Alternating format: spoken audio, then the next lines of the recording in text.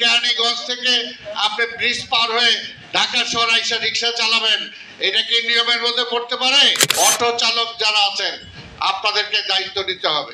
অবশ্যই বলবো যে তারেক রহমানের সরকারকে আজকে আপনাদেরকে সহযোগিতা করতে হবে।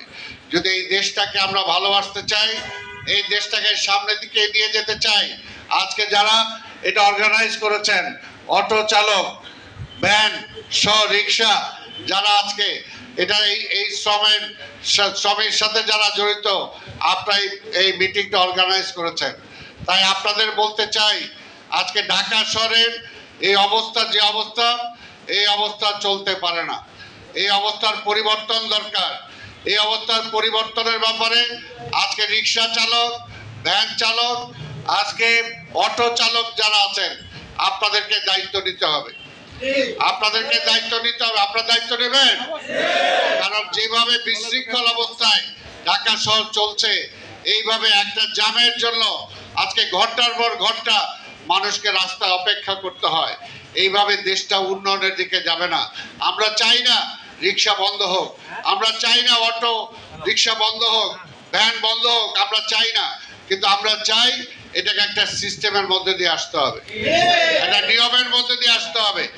আপনাদের আমরা কিছুদিনের মধ্যেই আমরা যেভাবে হকারদেরকে একটা শৃঙ্খলা আনার চেষ্টা করছি, ঠিক তেমনিভাবে আমাদের মাননীয় প্রধানমন্ত্রী আমাদেরকে নির্দেশ দিয়েছেন, আপনাদের রিক্সা, ভ্যান, অটো যারা আছেন এইটাকে একটা শৃঙ্খলার মধ্যে আসতে হবে। আপনাদেরকে আমরা রেজিস্ট্রেশনের আওতায় আনতে চাই। ঢাকা সিটি কর্পোরেশনের আওতাধীন কি আপনারা আছেন? আসতে চান?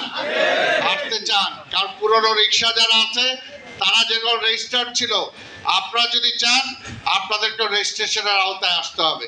ঢাকা শহরে কালকে গ্রাম থেকে আসবেন, আজকেই ঢাকা শহরে একটা রিক্সা নিয়ে নেমে যাবেন, এটা কি শৃঙ্খলার মধ্যে পড়তে পারে? এটা শৃঙ্খলায় পড়ে না।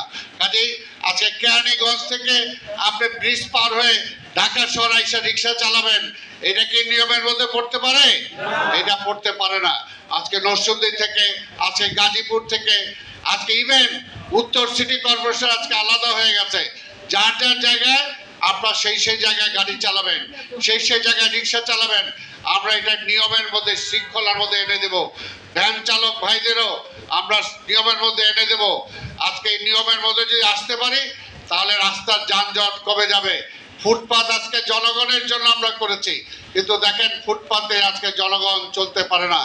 জনগণ অভিযোগ, আমরা অনেক জায়গা থেকে হকারদেরকে সেখানে তুলেছি, তাদের জন্য আমরা বিকল্প ব্যবস্থা করেছি। ঈদের জন্য আমরা কিছুটা স্থির ছিলাম, ঈদ চলে গিয়েছে, এখন সেটাকে আবার আমরা কার্যকর করার জন্য চেষ্টা করব। ঠিক আপনাদের রিক্সার জন্য, আবার অটো রিক্সা যারা আছে, যারা ব্যাটারি চালিত রিক্সা, এটা আপনারা কিছু মনে করবেন না। ব্যাটারি চালিত রিক্সার অনেকে ভয় পায়, অনেকে ভয় পায়, সেটার মধ্যে ব্রেক ঠিক মতো নাই, অনেক জায়গায় অ্যাক্সিডেন্ট হয়ে যায়। আপনাকে এটা চান? এটা তো জোরে বললেন না। এটা চান আপনারা?